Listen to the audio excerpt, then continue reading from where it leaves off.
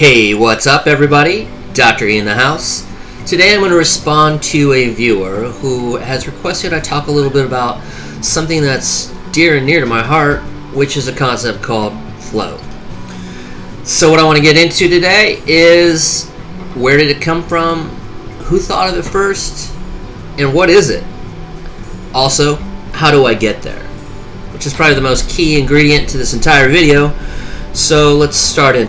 So when we're talking about challenges and skills, I'm going to provide a link below with a chart and diagram showing both the x-axis and the y-axis, where the y-axis is challenge and the x-axis is skill. And this is the flow chart that Csikszentmihalyi developed. So in the research, we're looking at a lower level of skill and a lower level of challenge ending in a result of apathy. You know, the opposite of that is flow. So apathy is where you give things up at an early stage. You just don't have enough skill provided, or maybe the challenge level just bores you. And again, on the opposite to that is a flow channel. So you actually can raise the skill level and raise the challenge level so that they meet in this flow zone up here, where you have a high level of challenge and a high level of skill. So again, you know, I can talk a little bit about my own experiences. I was a graduate student in right around 2003, 2004. I was a big part of an art scene of musicians and visual artists in Charleston, South Carolina, who, you know, regularly I felt led themselves to an area of flow. And at the time, I was very interested in what that had to do with the mind. Could we maybe harness this energy? Could we prepare ourselves for this? Could we pattern our lives based off of flow? Could we get to the state of flow easier? And what it really came down to is just practice and patterning. So the more practice that I did, I would even say to the point of painting with my left hand, or taking photographs with a blindfold on, or I was just doing random sort of conceptual, not new ideas, but new ideas to me that would push me to challenge myself. And not only did that help me through graduate school as a musician and an artist, it really provided me with a hands-on perspective of always pushing yourself further, pushing yourself to get into that zone, and then producing some outcome from being in a state of flow. So Mihaly Csikszentmihalyi also went further on to talk about where actions and awareness merge, and this is where I believe sort of the East and West converge. The action of the West, the awareness of the East converge into this sort of loss of self-consciousness. In sort of a ruminating sense, we can proflect into flow. I also developed my own theory of how to get there through a theory called yield. The yield and shield model, I'll also try and provide that as well. I did develop in 2014 as a way to, in a sense, get mindful, get here now, and present yourself in a opportunity to be ready for flow. There's also this feeling that you have a control over the task at hand.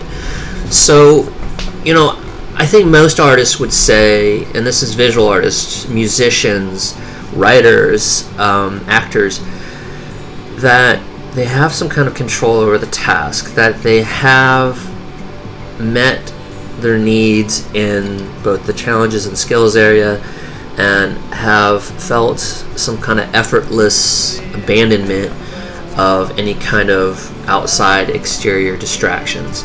And this is ultimately a control over the task at hand. I know that I was watching recently some documentary on Jim Carrey. I spoke about it the other day to a bartender who happened to really enjoy the same documentary, and it made a lot of sense when I just started talking about how this individual was able to, with the character Andy Kaufman on Man on the Moon, just subsume him, consuming all parts of Andy Kaufman to the point where he was no longer Jim Carrey. This kind of thing is, I think, essential to not just to the artist, but also, say, the academic who's working on that book, finalizing the edits to a chapter or helping their student in a dissertation. It's also, really essential to the teacher. For me, I've taught, most recently, I've been preparing myself for my 100th graduate level course.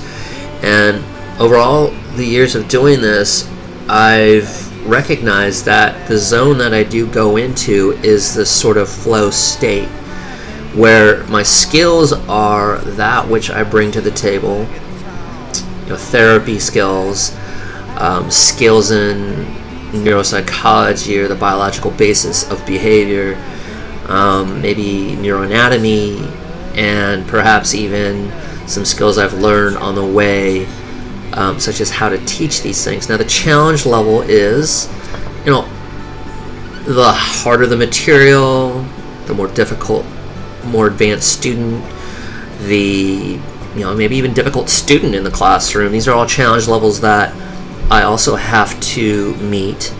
So I'll say this, I've left classes sometimes and have been unable to describe what it is that I have felt, which I now know as a flow state, or this sort of effortless zen, for lack of another way of describing, some kind of way of being, where I could just teach over and over and over. Perhaps maybe some students might say, well, Dr. E, it's time to leave, and I might still be talking. That's maybe a negative side of flow, but perhaps something that I would also use as a challenging point to stopping the flow, perhaps maybe moving into the next level. So who experiences this? Well, I think of sort of autotelic personalities that experience flow. Polymaths, people who are just excited and want to know about everything. There's this kid show on television that my toddler and infant have been watching. It's Sid the Science Kid. And his tagline is that he's the kid that wants to know everything about everything. And that is actually a great descriptor of me. When I was a kid, and today it's still the same. Big kid who wants to know everything. Older kid that wants to know everything. My kid actually calls me an older kid when I say, Asher, you are an amazing kid. He'd say, you are an amazing older kid, Dad. And it just makes my heart sing. So going back to the personalities that do experience this, we also think, hey, what is happening to these autotelic personalities, or these sort of polymaths that are interested in everything? What happens in the brain? Well, it's kind of similar to maybe having a glass of wine and you're numbing your central nervous system, your CNS. I don't advise that for people going into like a classroom necessarily, but going into flow would be the same kind of moving into that state, or decreasing activity to your frontal lobes. And decreasing activity to that prefrontal cortex is essentially readying yourself for the next activity, excluding distractions, not just not paying attention to distractions, but not even thinking consciously or unconsciously about distractions, because now you're in the flow zone. So how do we get into it? Well, earlier I talked a little bit about my thoughts on that, and I coined a term that was actually considered in psychotherapy in the 1990s, so I guess I just didn't coin it, but I did recoin it with a different meaning, and it was called proflection.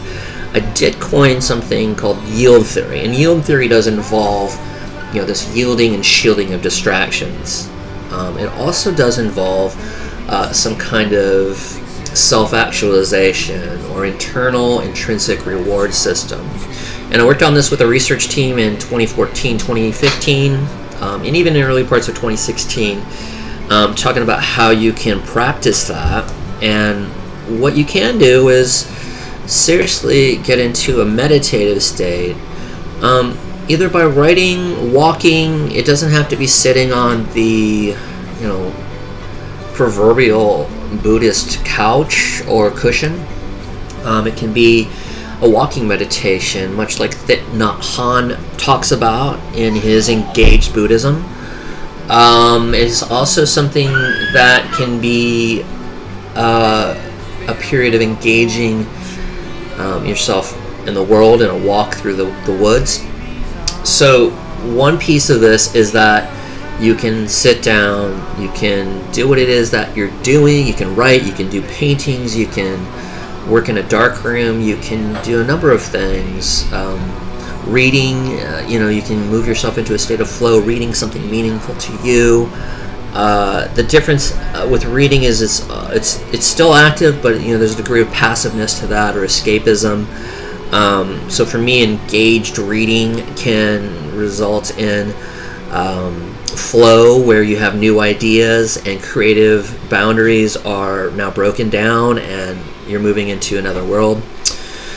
So I'm going to do the final part of this video, which is just a little bit of a recommendation of two books. The first one being Flow, obviously the seminal work of Mihaly Csikszentmihalyi.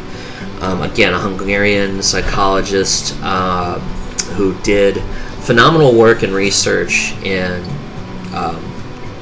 flow. The second would be his second book, and this is called The Evolving Self. This is a follow-up, basically subtitled with the Psychology for the Third Millennium. I did write in here, interestingly, a little piece. Maybe I'll just read that now, sort of spontaneously. This here, I guess, was another gift to my evolving self, bought from the 29th International Learning and the Brain Conference in Chicago, Illinois. For many of you who do know me, that's where I lived for the past 8 years. So I bought this on May 6, 2011. I do remember this because that is actually where I first met Mihaly Csikszentmihalyi and ran into other wonderful scholars and researchers like Dan Siegel, a psychiatrist who works very much in the neurosciences. So I wrote here, M. Csikszentmihalyi was a speaker at the conference. I presented my research entitled Incidental Effects of Tic and Movement Disorders on Working Memory and Comprehension from data collected in early 2011. I do remember that data collection being in a number of classrooms where I had my students engage in a number of interesting, role modeled tics and movements, and it was interesting. I will probably do another video about that, but I do have that data as well. Later on in 2012, I wrote another little piece here in my book, and I guess this is something I've always done, and maybe as I'm doing this quick book, not even a promotion, just kind of a recommendation of The Evolving Self. I will talk about how I write in all my books, and just doing this on a Kindle, or I don't know, it's just not the same. It's very tactile to take pen in hand and write into a book. It's always there, and then again you can go back to it, and then you see these writings. And throughout this entire book I have notations. So an annotated book is amazing. It brings back even a sense of regurgitated flow, I guess. Maybe something that I've already seen, but something that will also intrigue me and inspire me. Or maybe somebody else who picks up that book. I don't know. So it says here, revisiting after exactly a year from when I purchased it at the conference, when I first saw MC, Mihaly Csikszentmihalyi. Funny that my intentions to study and write in flow has led me to now having conversations with the master himself about my intentions with yield theory. And here I am 5 years later, talking about